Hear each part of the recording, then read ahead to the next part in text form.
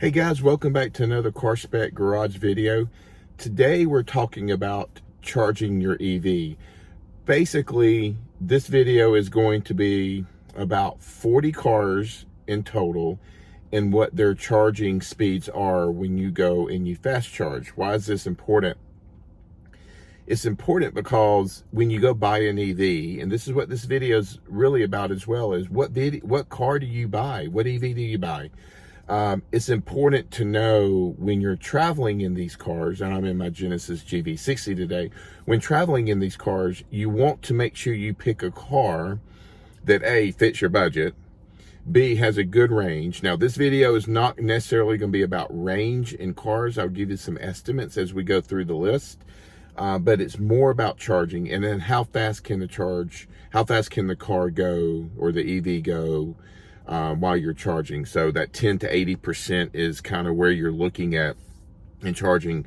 And we'll talk more about it. I know I can charge this GV60 in 10% to 80% in less than 18 minutes. I've really seen it go as low as about 14 minutes.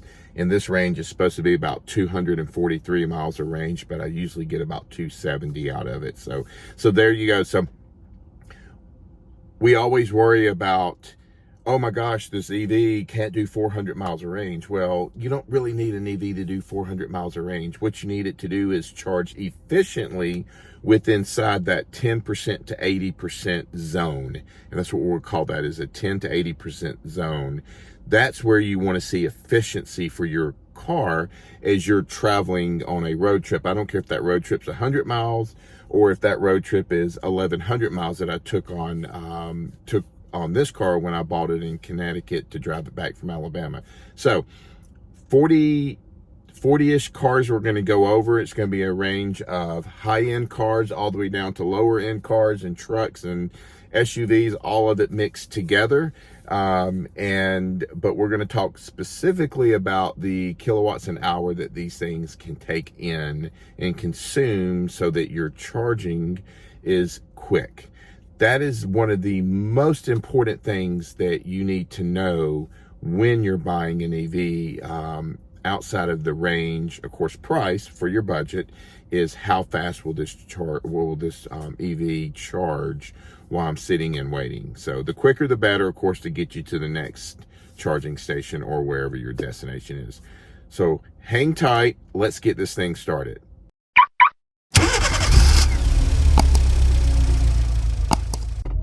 Okay, we're back. I have my list. We're going to do a little talk and drive at the same time.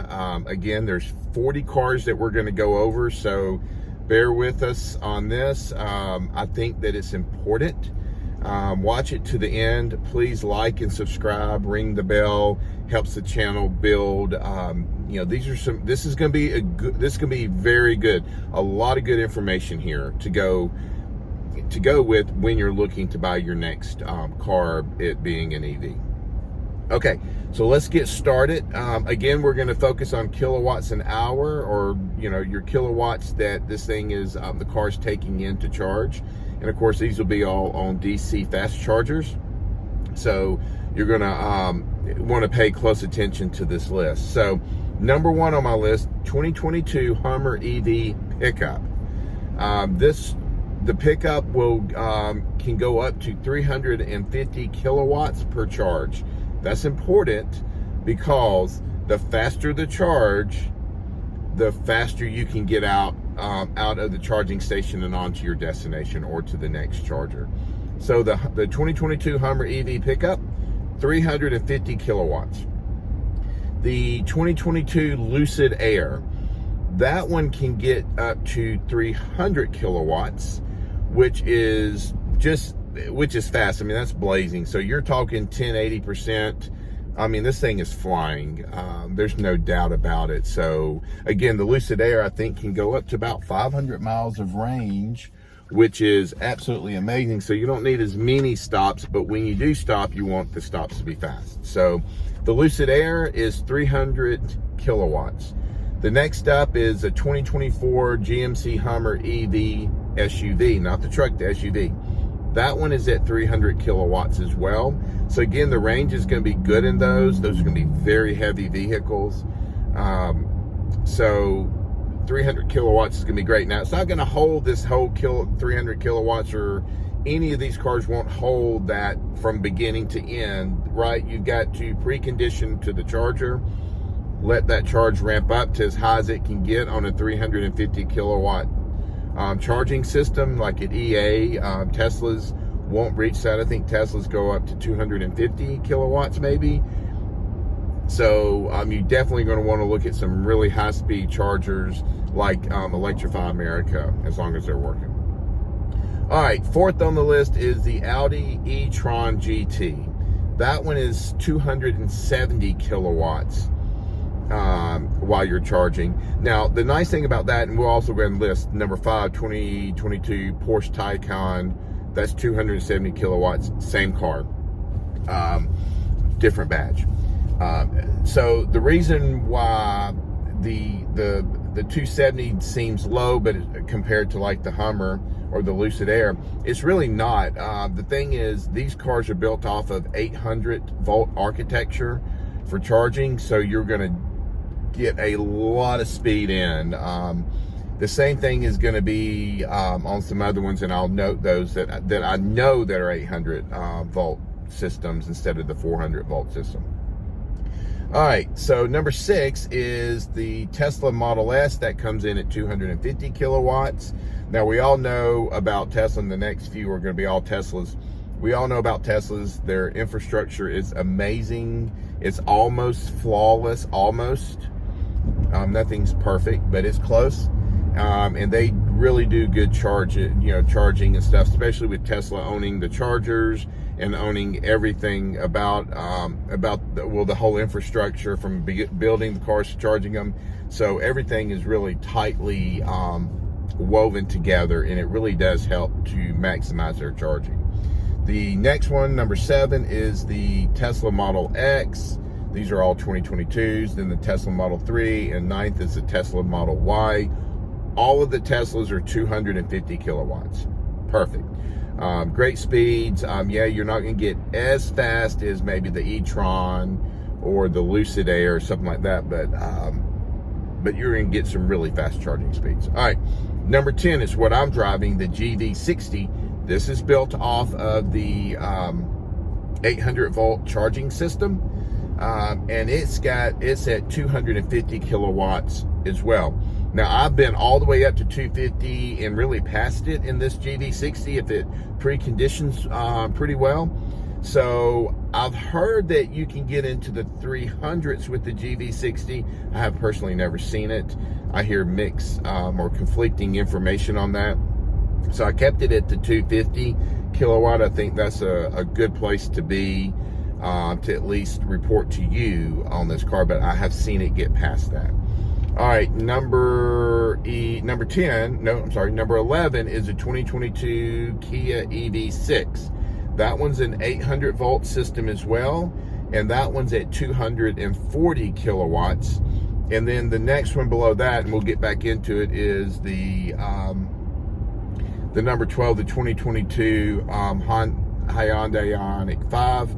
That one's at 235 kilowatts. Now, the GV60, the Ioniq 5, and the Kia EV6, they all kind of go 10, 11, and 12 in the list.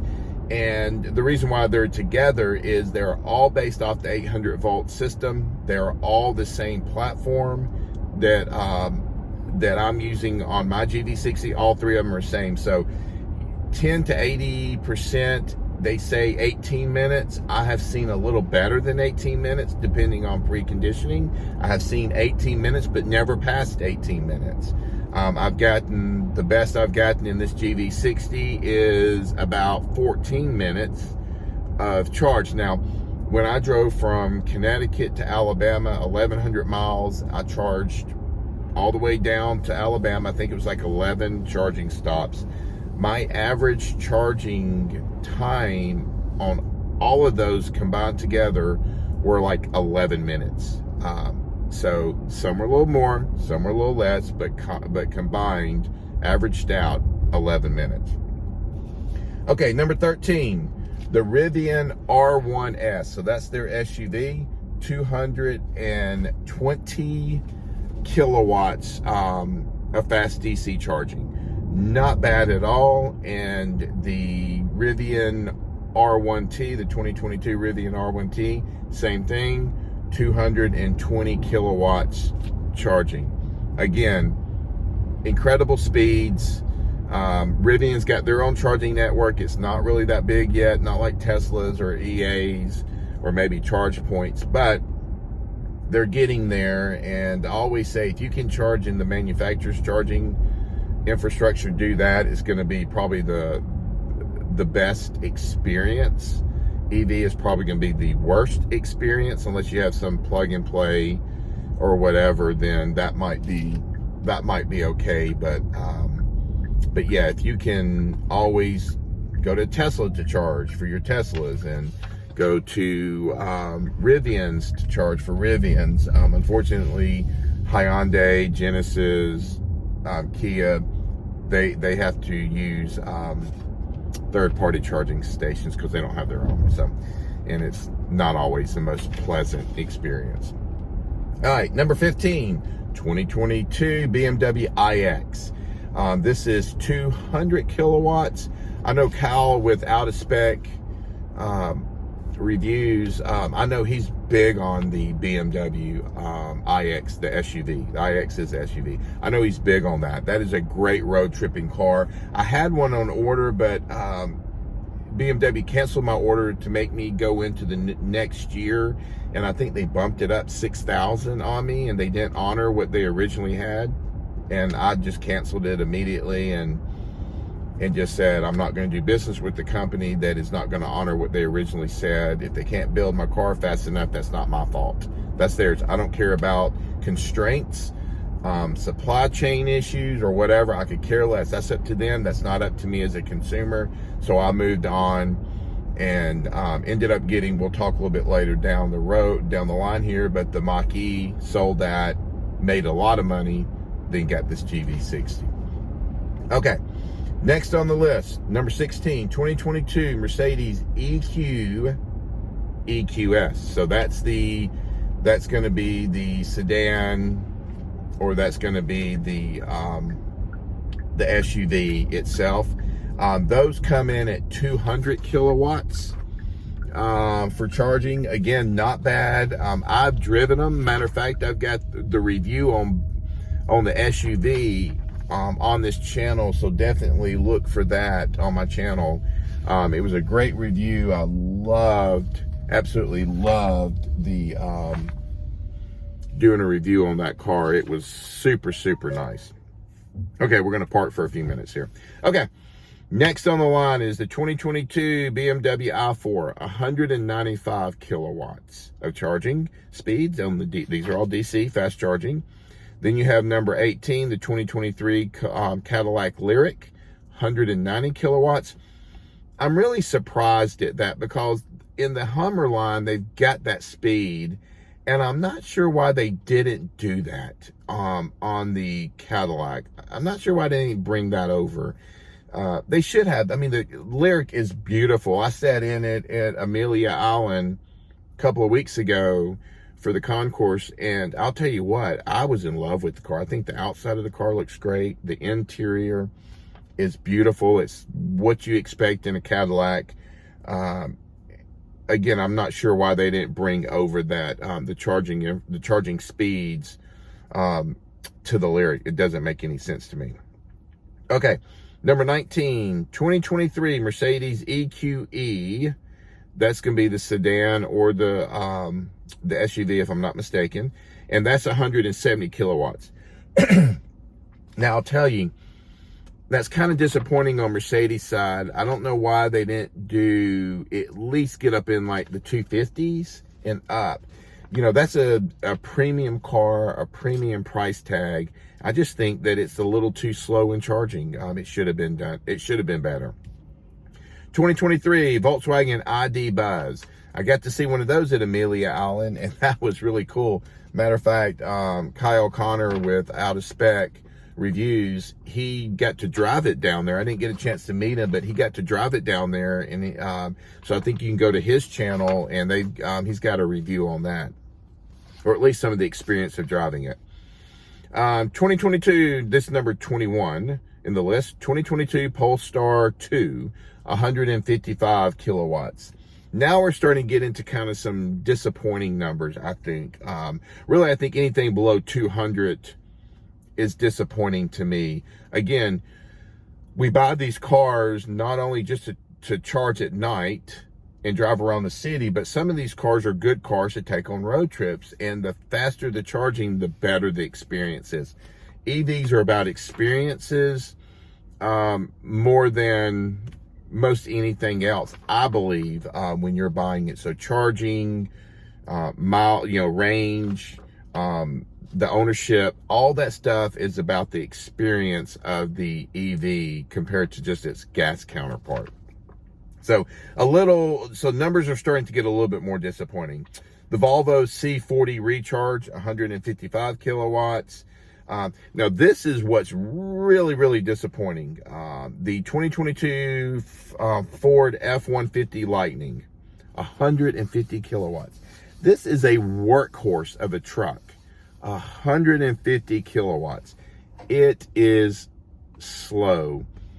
I don't understand why Ford did it that way. I really don't. I don't know if they don't have the right chemistry in the batteries to support the faster charging, the voltage system in the car, whatever it is. I don't know. Anyway, I think every car manufacturer should be at 800 volts in their for charging right now. Not anything but 800 volts. That will inherently get the kilowatts up from there. So very, very disappointing on Ford's truck. The next one down, I'm going to call it number 26, is the Ford Mustang Mach-E, 150 kilowatts as well. Now, I owned that car for a very short while, 6 months, sold it, made a lot of money. And I drove it to Chicago and back on a road trip with one of my sons. And I'll tell you what, that charging speed's slow. It can get you there, but it is really slow compared to what I'm in now, my GV60. I would think twice about these cars now. Do I take them on road trips? Because again, the speeds just aren't good. And you're not going to get 150 kilowatts or even 350 or 250 or whatever. It's not something that's going to stay from 10% to 80%. No, it's going to get there for a short while and then start tapering down to save the batteries, to keep anything from happening. So for me, I think anything below 200 again is too slow for me.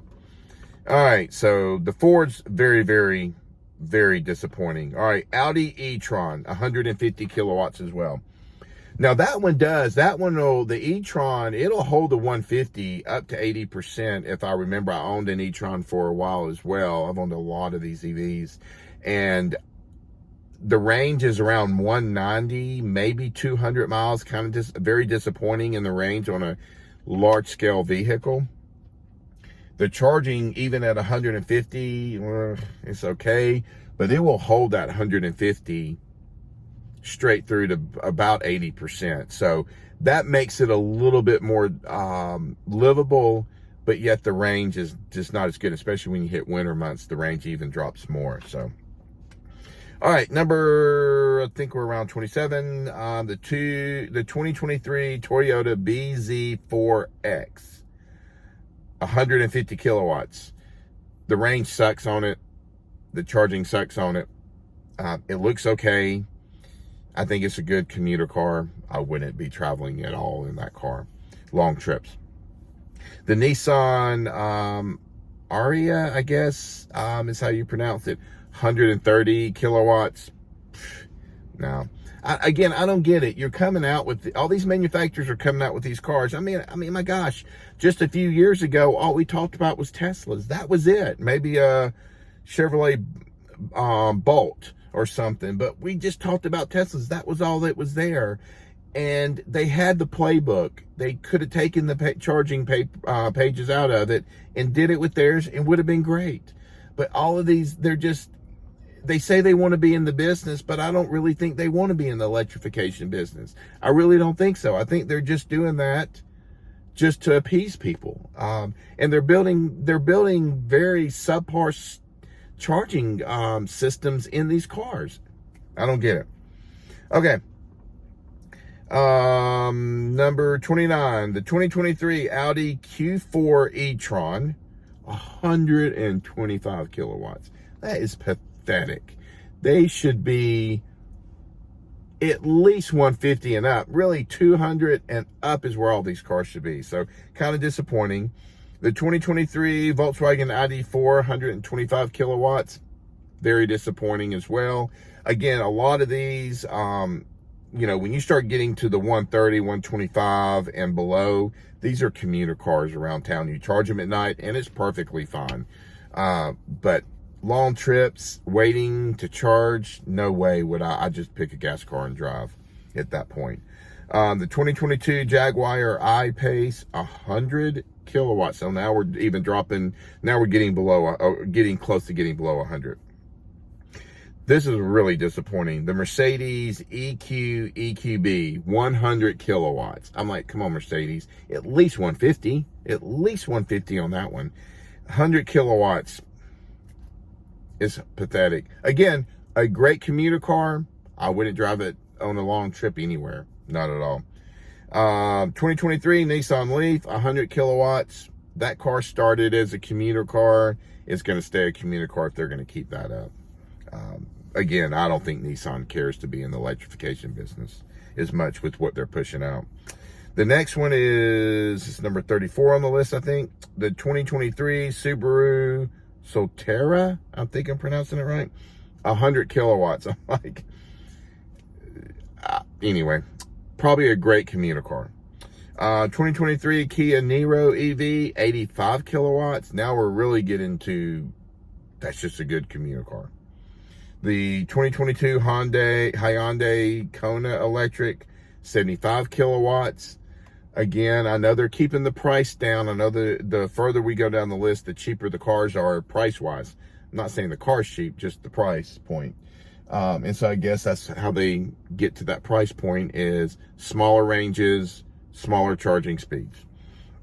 2022 Chevrolet Bolt, 55 kilowatts. Commuter car all day. The 2022 Chevrolet, this is number 38, 2022 Chevrolet Bolt EUV, 55 kilowatts. All day commuter car. The first of its kind, 2022 Mazda MX-30. I think Mazda make great cars. My son's got a Mazda 3 that he's had 4 years through college, and it's got like 110,000 miles, and that's been a great car. We've just changed the oil in it, and that's it, and put gas in it, and it's been a great car, and he's driven to Texas and all over the place in it. So Mazda's MX-30, 50 kilowatts. Commuter car at best. Very, very disappointing for Mazda. They could have really hit the ground high, hit the ground running, and got some high charging 200 kilowatts, longer range. Not sure what they're trying to accomplish there. And then number 40, the 2022 Mini Hardtop Cooper, the Mini Cooper Hardtop SE, 50 kilowatts. Great commuter car. You're not going to go wrong with it. Driving back and forth, going to grocery stores, taking kids to school and back. It is not a road car. So we started the list at number 1 at the 2022 Hummer EV pickup at 350 kilowatts. And the number 40th on the list is the 2022 Mini Cooper Hardtop SE at 50 kilowatts. Now, this list is not the whole list. This is a list I came up with and did some research on charging. There are still more cars that are out now. There's more cars that are going to be coming out. And that's the beauty. Again, just a few years ago, we were talking about the Teslas. Now we're talking about almost every manufacturer has got an EV now. Some they kind of missed the boat, missed the mark. Some they started out strong. So what do I think you should get? Hold on and let's wrap this thing up and I'll tell you. All right, we're back. Last time. Wrap up. What car do I think you should buy, or SUV should you buy today? I think you can't go wrong with any of the Teslas. I think that would be number one on my list. If you're interested in a Tesla or EV, look at the Teslas. I know the Model Y and the Model 3 has hit the $7,500 tax credit rebate. So there you go. I mean, either any of those two will be perfectly fine. Then you got the S and the X models, and those, you know, those are about 90,000 and up, or 86,000 and up. Tesla's dropped their price some. If you want a sports sedan outside of Tesla, I think the Porsche Taycan, I think the Audi e-tron GT is good. If you want a good all-around road tripper as well, now getting past the Teslas, road trippers, commuters or whatever, I think you can't go wrong with Hyundai's lineup, either the Ioniq 5, the GV60 for the Genesis side, and then the Kia EV6, which I think is probably the best looking one out of all of them. A larger size SUV, maybe the Rivian looks good. Maybe the BMW iX. These are getting kind of expensive. I think the Mercedes EQS line is good as well. Truck-wise, Rivian, the R1T is good. The Hummer pickup truck, if you want to spend that kind of money. And then maybe the F1 Lightning at the very last one to look at, even though I think the Lightning is probably one of the better looking ones. So, and then a commuter car, I think if you get the Chevrolet Bolts, the Mercedes EQB, I think are great commuter cars. And then, you know, what my hot take would be, what the one that if I bought one today, if I'm looking for efficiency and range, Teslas all day. If I'm looking for ultra comfort, ultra luxury, maybe the Mercedes brand is one, maybe the Lucid Air. I haven't sat in one, so I'm not quite sure about that. So there you go. That's my 40 cars that I did some research on. Again, this is not about range. These cars can range from the Lucid Air being 500 miles of range all the way down to 100 miles of range for some of these, and every single thing else in between. I think Tesla, again, hits that sweet spot. You can get up in the 300s all the way to 405. None of them get that that range. It's definitely a little bit lower than that. I would say knock off 20% on any car that you buy, and that's what your range is probably going to be. That's at least what I have seen, and I've owned a lot of EVs since 2013. So there you have it. Thank you for joining. Please like, subscribe, ring that bell. It definitely helps out the channel. I'm trying to grow this and give you more information. Hopefully I'll get in on the Mercedes EQE SUV. I've got the sedan. I've done the review, and that's on my channel, but I'm looking forward to driving the SUV version of it and giving you my take on it. So till the next video, have a great day. Stay safe. Please like and subscribe and ring that bell. Thank you.